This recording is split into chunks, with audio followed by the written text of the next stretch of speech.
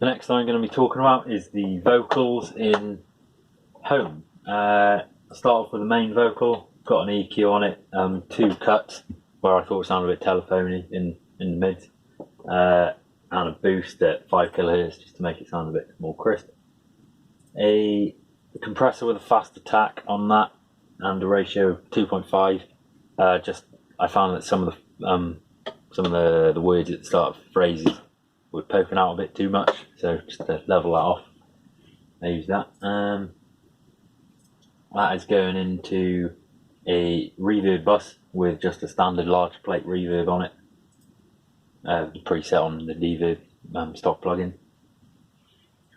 And that is also being sent to a delay, and that delay is then fed back into the reverb to smooth it back out.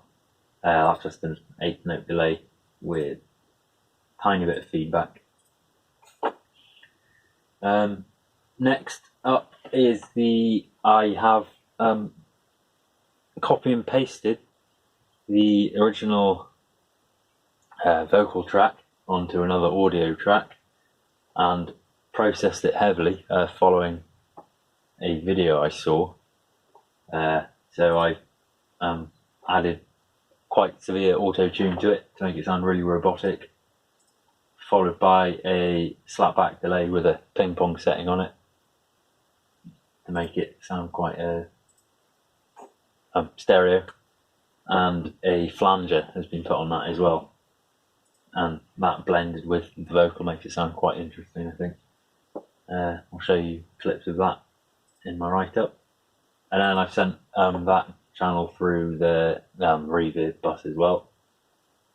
The next thing is this. That is the another vocal performance Sam did on the day, so it's just a double track. Yeah, nothing exciting about that. Just a compressor and an EQ with similar settings fed through the same reverb.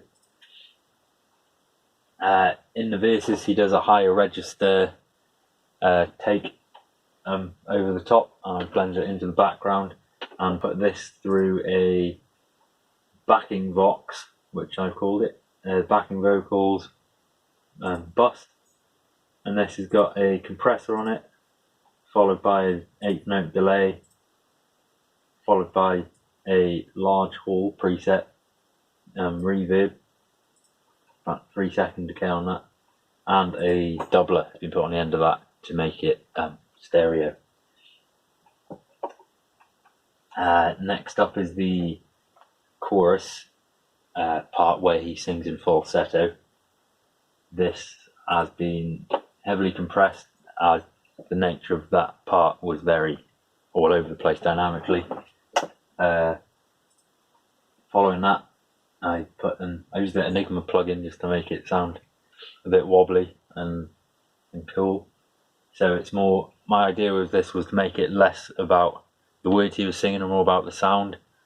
So I tried to blend it in such a way that you can't really hear the words, just the note and the effect it's having in the chorus.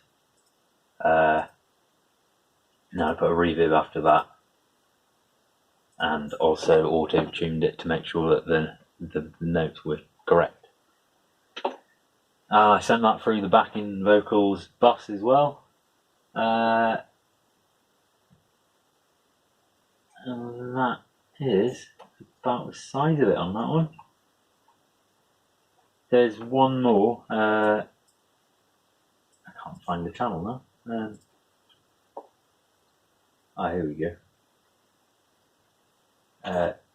Where he belts the word feeling. I'll show that in an audio file because I can't get it to work here. I've sent that through the reverb bus and then into the backing vocals bus and bus 20, which is, let me find it. It's a 1/4 note delay followed by a reverb smooth out and a doubler on the end of that to make it stereo. And a note I've made here is that a cool thing, like with the guitar that I spoke about in the solo section, the adding a doubler after the delay the delay obviously delays the response into the doubler, and once it's been put into the doubler, it opens it up into a nice stereo sound. It sounds really cool after a delay, and this is something I'm definitely going to explore more in the future. Maybe putting it in different, see where a doubler fits best in the effects chain. And that is about the size of it with this one then. Spoken about everything.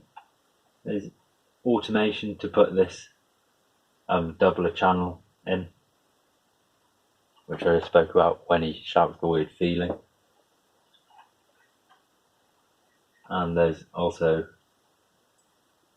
automation, which I spoke about in the guitar video in the guitar.